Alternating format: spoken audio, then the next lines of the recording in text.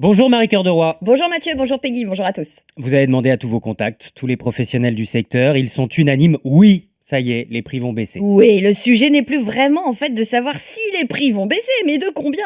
Parce que le marché, il s'est bel et bien retourné, en gros depuis l'été 2022 et la remontée accélérée des taux d'intérêt. Alors certes, dans les chiffres, au niveau national, on est toujours à la hausse sur les prix. Mais le nombre de ventes, lui, il est désormais en baisse. Il y aura donc nécessairement un impact, sauf qu'évidemment en immobilier, ça prend du temps.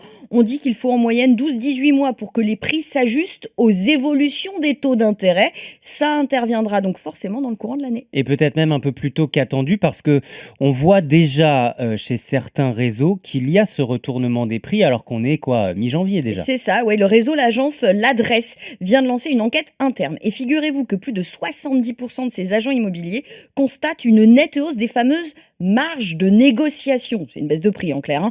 Et ces marges, elles vont de 5 à 10% en fonction des territoires et des biens.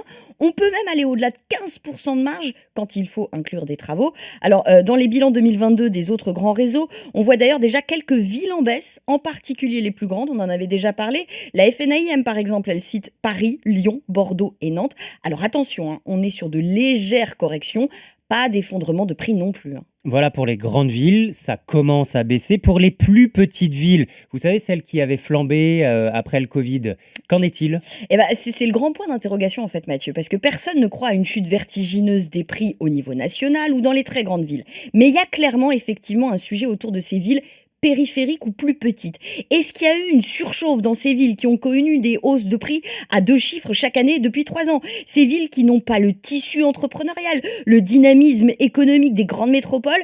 Le réseau Orpi constate en tout cas déjà quelques corrections importantes. À Bourges, par exemple, les prix reculent déjà de 4% sur un an. Plus spectaculaire encore, à Clermont-Ferrand, moins 11%, nous dit Orpi. C'est quand même beaucoup. Et même 17% de baisse de prix à 3 avec un volume de compromis de vente qui s'effondre littéralement. Alors est-ce qu'on doit y voir l'explosion de petites bulles créées avec la crise sanitaire?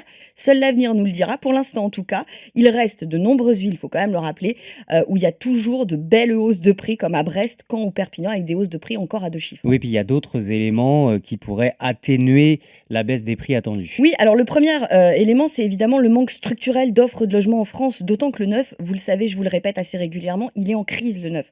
On ne construit pas assez. Du coup, les acheteurs, ils se reportent aussi sur l'ancien, ce qui alimente la demande et donc va sans doute freiner la correction attendue sur les prix dans l'ancien.